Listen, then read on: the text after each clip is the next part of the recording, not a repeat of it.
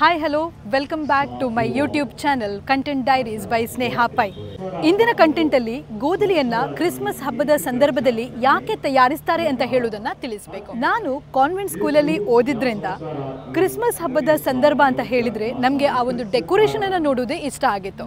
Christmas ಹಬ್ಬದ ಆಚರಣೆಗಿಂತ ಜಾಸ್ತಿ ನಮಗೆ ಆ ಡೆಕೋರೇಷನ್ ಅನ್ನ ನೋಡುವಂಥದ್ದು, ಹಾಗೆ ಆ ಗೋಧಲಿಯಲ್ಲಿರುವಂತಹ ಗೊಂಬೆಗಳನ್ನ ನೋಡುವಂಥದ್ದು ಬಹಳಷ್ಟು ಖುಷಿಯನ್ನ ಕೊಡ್ತಾ ಇತ್ತು. ಆದ್ರೆ ಗೋಧಲಿಯನ್ನ ಯಾಕೆ ರಚಿಸ್ತಾರೆ ಅಂತ ಹೇಳುವ ಒಂದು ಸತ್ಯ ಗೊತ್ತಿರಲಿಲ್ಲ.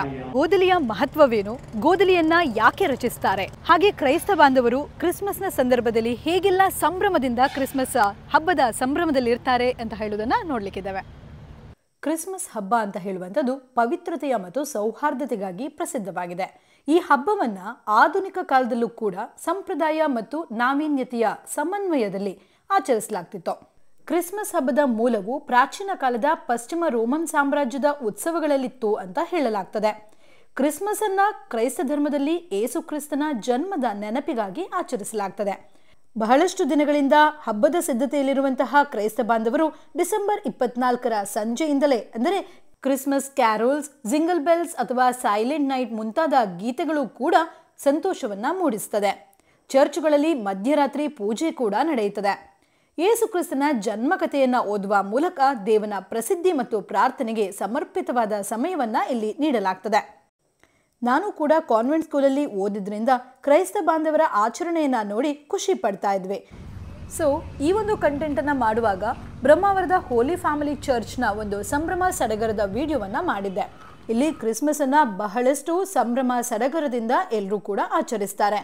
ಸೊ ಅಲ್ಲಿನ ಒಂದು ಝಲಕ್ ಹೇಗಿದೆ. ಸೊ ಬ್ರಹ್ಮಾವರ ಹೋಲಿ ಫ್ಯಾಮಿಲಿ ಚರ್ಚ್ನ ಕ್ರೈಸ್ತ ಗುರುಗಳಾಗಿರುವಂತಹ ಫಾದರ್ ಲೆನ್ಸನ್ ರೋಬೋ ಅವರನ್ನ ಈ ಒಂದು ಹಬ್ಬದ ಬಗ್ಗೆ ಕೇಳಿದಾಗ ಅವರು ಬಹಳಷ್ಟು ಇನ್ಫಾರ್ಮೇಶನ್ ಅನ್ನ ನನಗೆ ಕೊಟ್ಟರು. ಅಂದ್ರೆ ಗೋಧಲಿ ಹೇಗಿರ್ತದೆ, ಗೋಧಲಿಯನ್ನ ಮಾಡುವ ಮಹತ್ವ ಏನು, ಹಾಗೆ ಕ್ರಿಸ್ಮಸ್ ಹಬ್ಬದ ವಿಶೇಷತೆಯನ್ನ ಕೂಡ ತಿಳಿಸಿದ್ರು. ಸೊ ಫಾದರ್, ನಾವೀಗ ಸೆಲೆಬ್ರೇಷನ್ ಒಂದು ಉದ್ದೇಶವನ್ನ ನಮ್ಮ ವೀಕ್ಷಕರಿಗೆ ಹೇಳ್ತೀರಾ? ಮೊದಲನೇದಾಗಿ ನಿಮಗೆ ನಾನು ಸ್ವಾಗತವನ್ನು ಕೋರ್ತೇನೆ. ನೀವು ನಮ್ಮ ಈ ಧರ್ಮ ಕೇಂದ್ರಕ್ಕೆ ಬಂದು ನಮ್ಮ ಚರ್ಚಿನಲ್ಲಿ ತಯಾರಿಸಿದಂತಹ ಈ ಗೋಧಲಿಯ ಮುಂದೆ ಒಂದು ಸುಂದರವಾದ ಕ್ರಿಸ್ಮಸ್ ಹಬ್ಬದ ಒಂದು ಮಹತ್ವವನ್ನು ತಿಳಿಸಲು ನೀವಿಲ್ಲಿ ಬಂದು ಸೇರಿದ್ದೀರಿ. ಅದಕ್ಕೆ ನಿಮಗೆಲ್ಲರಿಗೂ ನಾನು ಈ ಮೊದಲನೇದಾಗಿ ಕ್ರಿಸ್ಮಸ್ ಹಬ್ಬದ ಶುಭಾಶಯವನ್ನು ಎಲ್ಲರಿಗೆ ನಾನು ಕೋರ್ತೇನೆ. ಕ್ರಿಸ್ಮಸ್ ಹಬ್ಬ ಇದೊಂದು ಯೂನಿವರ್ಸಲ್ ಹಬ್ಬ. ನೀವು ನೋಡ್ತೀರಿ, ವಿಶ್ವಾದ್ಯಂತ ಇವತ್ತು ಎಲ್ಲ ಪ್ರಪಂಚದಲ್ಲಿ ಕ್ರಿಸ್ಮಸ್ ಹಬ್ಬದ ಸಡಗರ ನಾವು ಎಲ್ಲೆಲ್ಲಿ ನೋಡ್ತಾ ಇದ್ದೇವೆ. ಕ್ರಿಸ್ಮಸ್ ಹಬ್ಬ ಪ್ರಭು ಯೇಸು ಕ್ರಿಸ್ತರ ಜನನದ ಹಬ್ಬ. ಪ್ರಭು ಯೇಸು ಕ್ರಿಸ್ತರು ಈ ಧರೆಗೆ ಇಳಿದು ಬರುವಾಗ ಶಾಂತಿಯನ್ನು, ಪ್ರೀತಿಯನ್ನು, ಸಹನೆಯನ್ನು, ಮಮತೆಯನ್ನು ತಂದು ಬಂದರು. ದೇವರ ಏಕೈಕ ಪುತ್ರ ಪ್ರಭು ಯೇಸು ಕ್ರಿಸ್ತರು ಮಾನವರಾಗಿ ಈ ಧರೆಗೆ ಬಂದಂಥ ಒಂದು ಮಹತ್ವದ ಹಬ್ಬ ಕ್ರಿಸ್ಮಸ್ ಹಬ್ಬ. ಇವತ್ತು ನಮ್ಮ ಹೃದಯದಲ್ಲಿ, ನಮ್ಮ ಜೀವನದಲ್ಲಿ ಪ್ರೀತಿ ಇದೆ, ನಮ್ಮಲ್ಲಿ ಒಳ್ಳೆಯ ಗುಣಗಳಿವೆ, ಅದುವೇ ಒಂದು ಕ್ರಿಸ್ಮಸ್. ಯಾಕಂತ ಹೇಳಿದರೆ, ಯಾವಾಗ ನಾವು ಪ್ರೀತಿಯನ್ನು ಪರರಿಗೆ ಕೊಡ್ತೇವೆ, ಯಾವಾಗ ನಾವು ಕ್ಷಮೆಯನ್ನು ಪರರಿಗೆ ಕೊಡ್ತೇವೆ, ಯಾವಾಗ ಒಂದು ಒಳ್ಳೆಯ ಕೆಲಸವನ್ನು ಪರರಿಗೆ ನಾವು ಸಂತೋಷದಿಂದ ಮಾಡ್ತೇವೆ, ಅಲ್ಲಿ ಪ್ರಭು ಯೇಸು ಕ್ರಿಸ್ತರು ಇರ್ತಾರೆ. ಅದುವೇ ಕ್ರಿಸ್ಮಸ್. ಅದಕ್ಕೋಸ್ಕರ ಈ ಹಬ್ಬವನ್ನು ಇವತ್ತು ನಾವು ಸಂಭ್ರಮದಿಂದ ಸಡಗರದಿಂದ ಆಚರಿಸುತ್ತೇವೆ. ಪ್ರಭು ಯೇಸು ಕ್ರಿಸ್ತರ ಜನನದ ಹಬ್ಬವನ್ನು ಇವತ್ತು ನಾವು ಆಚರಿಸಲಿಕ್ಕೆ ತಯಾರಿಯನ್ನು ನಡೆಸ್ತಾ ಇದ್ದೇವೆ. ಹಾಗೆ ಫಾದರ್, ಮುಖ್ಯವಾಗಿ ಬೇಕು ಅಂತ ಹೇಳಿದ್ರೆ ನಾವೀಗ ಒಂದು ಕ್ರಿಬ್ಬನ್ನ ನೋಡುವಂಥದ್ದು. ಕ್ರಿಸ್ಮಸ್ ಸಡಗರ ಅಂತ ಹೇಳಿದ್ರೆ ಕ್ರಿಸ್ತ ಬಾಂಧವರ ಮನೆಯಲ್ಲಿ ನಾವು ಕ್ರಿಬ್ಬನ್ನ ನೋಡ್ಬೋದು. ಸೊ ಹಾಗಿರುವಾಗ ಈ ಕ್ರಿಬ್ ಅಂತ ಹೇಳುವ ಅಂದರೆ ಗೋಧಲಿ ಅಂತ ನಾವು ಹೇಳ್ತೇವೆ ಕನ್ನಡದಲ್ಲಿ, ಇದರ ಒಂದು ಮಹತ್ವ ಏನಿದೆ ಅಂತ ಹೇಳ್ಬೋದಾ? ಕ್ರಿಸ್ಮಸ್ ಹಬ್ಬದ ಸಂದರ್ಭದಲ್ಲಿ ಒಂದು ಸುಂದರವಾದಂತಹ ಗೋಧಲಿಯನ್ನು ನಾವು ತಯಾರಿಸ್ತೇವೆ. ಗೋಧಲಿಯ ಸಂಕೇತ ಒಂದೇ ಉದ್ದೇಶ, ಅದರಲ್ಲಿ ಪ್ರಭು ಯೇಸು ಕ್ರಿಸ್ತರ ಜನನದ ಒಂದು ಸಾಂಕೇತಿಕ ರೂಪವನ್ನು ನಾವು ಅಲ್ಲಿ ಪ್ರೆಸೆಂಟ್ ಮಾಡುವುದರ ಮುಖಾಂತರ ಹಾಗೂ ಅದರ ಒಂದು ಸಂದೇಶವನ್ನು ಪರರಿಗೆ ಕೊಡುವುದರ ಮುಖಾಂತರ ಒಂದು ಗೋಧಲಿಯನ್ನು ನಾವು ಮಾಡ್ತೇವೆ. ಆತ್ಮೀಯರೇ, ನಾವು ಈ ಗೋಧಲಿಯನ್ನು ತಯಾರು ಮಾಡ್ತೇವೆ. ಈ ಗೋಧಲಿಯ ಹಿನ್ನೆಲೆ ಕೂಡ ನಾವು ನೋಡುವಂಥದ್ದು ಅತಿ ಪ್ರಾಮುಖ್ಯತೆ.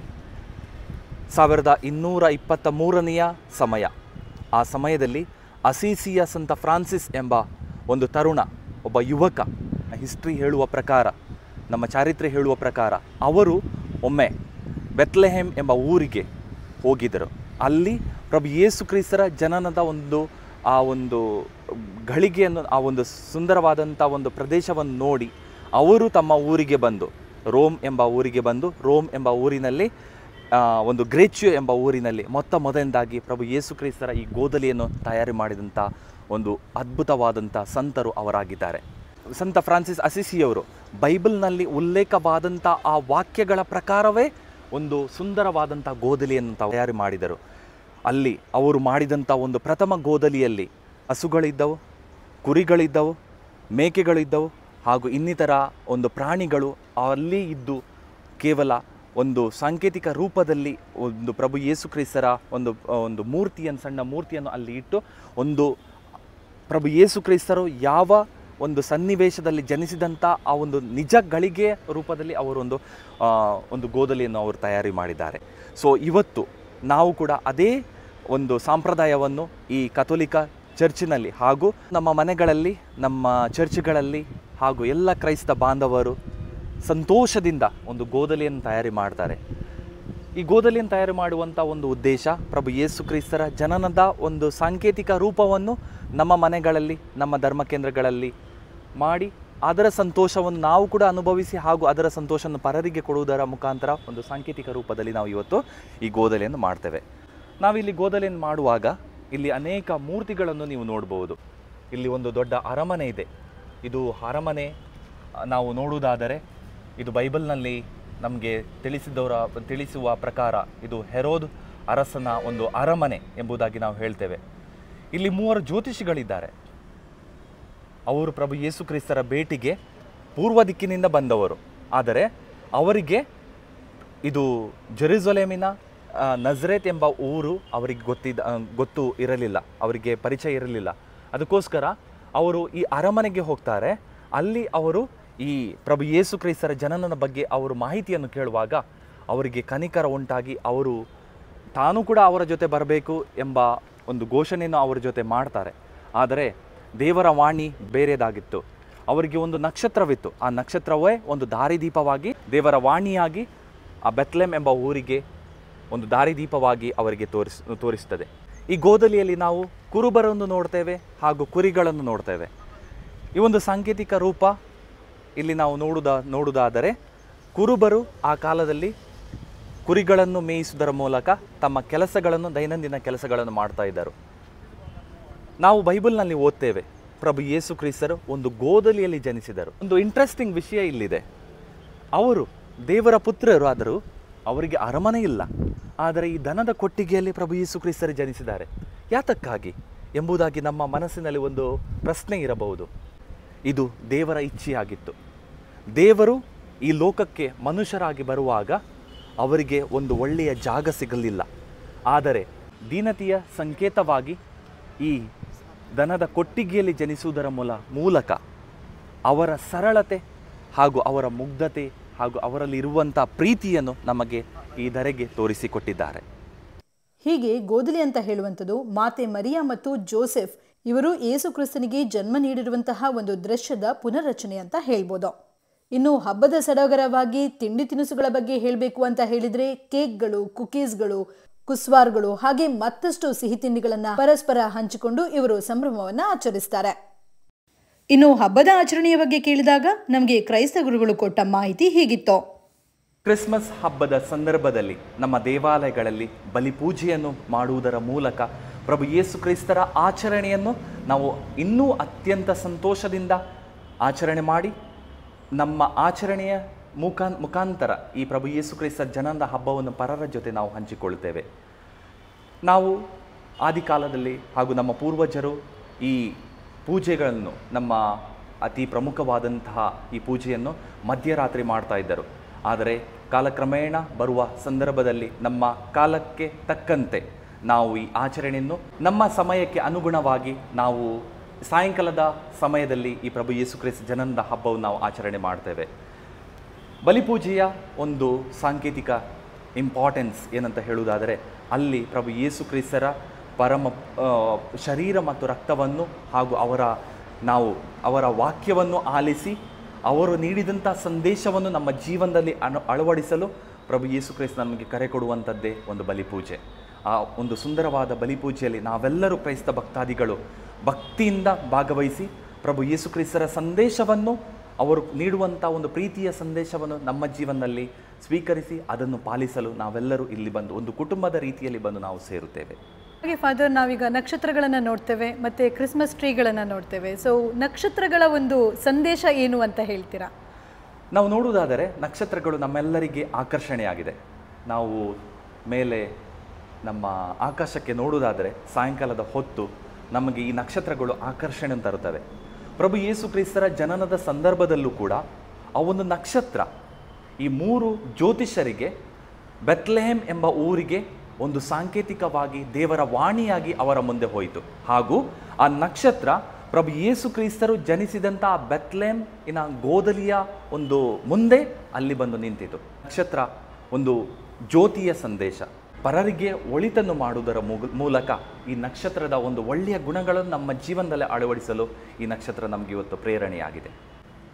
ಹಾಗೆ ಫಾದರ್, ನಾವು ಮತ್ತೊಂದು ಕೇಳಲೇಬೇಕು ಏನಂತ ಹೇಳಿದರೆ, ನಾವು ಸಾಂತಾ ಕ್ಲಾಸ್ ಅಂತ ಒಂದು ಆಚರಣೆ ಎಕ್ಸ್ಟರ್ನಲ್ ಆಚರಣೆಯಲ್ಲಿ ಬರ್ತದಾ ಅವ್ರ ನಿಮ್ಮ ಅದು ಅಳವಡಿಕೆಯಾಗಿ ಬಂದಿದೆಯಾ? ಎಸ್, ಒಳ್ಳೆಯ ಪ್ರಶ್ನೆಯನ್ನು ನೀವು ಕೇಳಿದ್ದೀರಿ. ಸಾಂತಾ ಕ್ಲಾಸ್ ಎಂಬುದು ಇದು ಎಕ್ಸ್ಟರ್ನಲ್ ಸೆಲೆಬ್ರೇಷನ್. ಸಂತ ನಿಕೋಲಸ್ ಎಂಬವರು ಪ್ರಭು ಯೇಸು ಕ್ರಿಸ್ತರ ಈ ಜನನದ ಹಬ್ಬವನ್ನು ಇನ್ನೊಂದು ರೀತಿಯಲ್ಲಿ, ಹೇಗೆ ನಾವು ಗೋದಲಿಯನ್ನು ಮಾಡ್ತೇವೆ ಅದೇ ರೀತಿಯಲ್ಲಿ ತಾವು ಒಂದು ಸಾಂತಾ ಕ್ಲಾಸ್ ಎಂಬ ಒಂದು ವೇಷವನ್ನು ತೊಟ್ಟಿ ಊರಿಂದ ಊರಿಗೆ ಹೋಗಿ ಪ್ರಭು ಯೇಸು ಕ್ರಿಸ್ತ ಜನನದ ಹಬ್ಬವನ್ನು ಪರರಿಗೆ ನೀಡುವುದರ ಮೂಲಕ ಈ ಹಬ್ಬವನ್ನು ಅವರು ಆಚರಣೆ ಮಾಡಿದ್ದಾರೆ. ಇವತ್ತು ನಮ್ಮ ಪರಿಸರದಲ್ಲಿ ಕೂಡ, ನಮ್ಮ ಸಮಾಜದಲ್ಲಿ ಕೂಡ ನಮ್ಮ ಕ್ರೈಸ್ತ ಬಾಂಧವರು ಈ ಒಂದು ಸಾಂತಾ ಕ್ಲಾಸಿನ ಡ್ರೆಸ್ಸನ್ನು ತೊಟ್ಟು ಒಂದು ಗಿಫ್ಟ್ಸನ್ನು ಕೊಡುವುದರ ಮೂಲಕ ನಾವು ಈ ಹಬ್ಬವನ್ನು ಆಚರಣೆ ಮಾಡ್ತೇವೆ. ಈ ಸಾಂತಾ ಕ್ಲಾಸ್ ಇವತ್ತು ಮಕ್ಕಳಿಗೆ ನೀವು ನೋಡ್ತೀರಿ, ಅವರು ಚಾಕ್ಲೇಟ್ಸನ್ನು ಕೊಡ್ತಾರೆ ಅಥವಾ ಏನಾದರೂ ಸಣ್ಣ ಸಣ್ಣ ಗಿಫ್ಟ್ಸನ್ನು ಕೊಡ್ತಾ ಹೋಗ್ತಾರೆ. ಅದೇ ರೀತಿ ನಾವೆಲ್ಲರೂ ಬಂಧು ಬಾಂಧವರು ಈ ಗಿಫ್ಟ್ಸ್ ನಮ್ಮಲ್ಲಿ ನಮ್ಮ ಜೀವನದಲ್ಲಿ ಇರುವಂಥ ಒಳ್ಳೆಯ ಗಿಫ್ಟ್ಸ್ಗಳನ್ನು ನಾವು ಇವತ್ತು ಬೇರೆಯವರಿಗೆ ಕೊಡಬೇಕು. ಒಂದು ಒಳ್ಳೆಯ ಮನೋಭಾವದಿಂದ ಪರರಲ್ಲಿ ಮಾತನಾಡಿದರೆ ಅದುವೇ ಒಂದು ಒಳ್ಳೆಯ ಗಿಫ್ಟ್. ಹಾಗೆ ಅದೇ ರೀತಿ ಒಂದು ಒಳ್ಳೆಯ ಸಹನೆ ನಮ್ಮಲ್ಲಿದ್ದರೆ ಆ ಸಹನೆಯಿಂದ, ಪ್ರೀತಿಯಿಂದ, ಕ್ಷಮೆಯಿಂದ ನಾವು ಪರರ ಜೊತೆ ಒಂದು ಹೊಂದಾಣಿಕೆಯಿಂದ ಜೀವನ ನಡೆಸಿದರೆ ಅದು ಆಗುತ್ತೆ ಒಂದು ಒಳ್ಳೆಯ ಗಿಫ್ಟ್ ಪ್ರಭು ಯೇಸು ಕ್ರಿಸ್ತರಿಗೆ ನಾವು ಕೊಡುವಂಥದ್ದು. ಸೊ 2025ಗೆ ನಾವು ಬರ್ತಾ ಇದ್ದೇವೆ. ಸೊ 2024ನ ಕ್ರಿಸ್ಮಸ್ ಆಚರಣೆಯ ಮೆಸೇಜನ್ನು ನೀವು ನಮ್ಮ ಜನರಿಗೆ ಹೇಗೆ ಕೊಡ್ತೀರಾ? ಆತ್ಮೀಯರೇ, ಒಂದು ಒಳ್ಳೆಯ ಸಂದೇಶವನ್ನು ಕೊಡಲು ನನಗೆ ತುಂಬ ಸಂತೋಷವಾಗುತ್ತೆ. ನಾವು ಈ ವರ್ಷ ಜುಬಿಲಿ ವರ್ಷವನ್ನಾಗಿ ನಾವು ಈ ವರ್ಷ ಆಚರಣೆ ಮಾಡುತ್ತಾ ಇದ್ದೇವೆ. ಪ್ರಭು ಯೇಸು ಕ್ರಿಸ್ತರು ಈ ಧರೆಗೆ ಬಂದು 2024 ವರ್ಷಗಳು ಕಳೆದು 2025ನೇ ವರ್ಷದ ಒಂದು ಮೆಟ್ಟಿಲನ್ನು ನಾವು ಹತ್ತುತ್ತಾ ಇದ್ದೇವೆ. ಈ ಸಂದರ್ಭದಲ್ಲಿ ನಮ್ಮ ಜಗದ್ಗುರುಗಳಾದಂಥ ಪೋಪ್ ಫ್ರಾನ್ಸಿಸರು ನಮಗೆ ಒಂದು ಸಂದೇಶವನ್ನು ಕೊಟ್ಟಿದ್ದಾರೆ. ನಾವೆಲ್ಲರೂ ಭರವಸೆಯ ಯಾತ್ರಿಕರು. ಆತ್ಮೀಯರೇ, ಒಂದು ವೇಳೆ ಜೀವನದಲ್ಲಿ ನಾವು ಭರವಸೆಯನ್ನು ಕಳೆದುಕೊಂಡರೆ ನಾವು ಏನನ್ನೂ ಸಾಧಿಸಲು ಸಾಧ್ಯವಿಲ್ಲ. ನಾವು ಏನನ್ನೂ ಸಾಧಿಸಬೇಕಾದರೆ ನಮ್ಮ ಜೀವನದಲ್ಲಿ ಭರವಸೆ ಅತಿ ಪ್ರಾಮುಖ್ಯತೆಯನ್ನು ಪಡೆಯುತ್ತದೆ. ಅದೇ ರೀತಿಯಲ್ಲಿ ನಾವು ಕ್ರಿಸ್ಮಸ್ ಹಬ್ಬವನ್ನು ಆಚರಣೆ ಮಾಡುವಾಗ ನಮ್ಮಲ್ಲಿ ಇರುವಂತಹ ಅಡೆತಡೆಗಳನ್ನು ಹೋಗಲಾಡಿಸಿ ಪ್ರೀತಿಯನ್ನು ನಮ್ಮ ಜೀವನದಲ್ಲಿ ಹಚ್ಚುವ.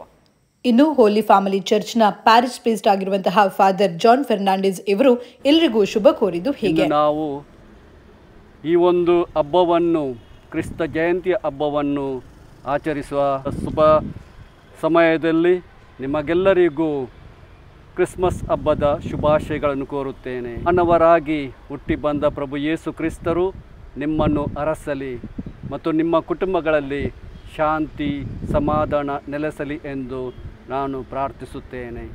ಪ್ರತಿಯೊಂದು ಆಚರಣೆಗೆ ಅದರದೇ ಆದ ಒಂದು ಮಹತ್ವ ಇರ್ತದೆ. ಹಾಗೆಯೇ ಕ್ರಿಸ್ಮಸ್ ಅಂತ ಹೇಳುವ ಸಂದರ್ಭದಲ್ಲಿ ಗೋದಲಿಯನ್ನು ಯಾಕೆ ರಚಿಸ್ತಾರೆ, ಇದರ ಮಹತ್ವವನ್ನು ನಾನು ನಿಮಗೆ ತಿಳಿಸಿಕೊಟ್ಟಿದ್ದೇನೆ. ಹಾಗೆಯೇ ಕ್ರೈಸ್ತ ಬಾಂಧವರು ಕ್ರಿಸ್ಮಸನ್ನು ಎಷ್ಟು ಸಡಗರದಿಂದ ಸಂಭ್ರಮದಿಂದ ಆಚರಿಸ್ತಾರೆ ಅಂತ ಹೇಳುವುದನ್ನು ಕೂಡ ನಾವು ನೋಡಿದ್ವಿ. ಸೊ ಇಲ್ಲಿಗೆ ನಮ್ಮ ಇಂದಿನ ಕಂಟೆಂಟನ್ನು ಮುಗಿಸ್ತಾ ಇದ್ದೇನೆ. ಮುಂದಿನ ಕಂಟೆಂಟೊಂದಿಗೆ ಮತ್ತೆ ನಿಮ್ಮನ್ನು ಭೇಟಿಯಾಗಲಿಕ್ಕಿದ್ದೇನೆ. This is Sneha Pai from content diaries, signing of.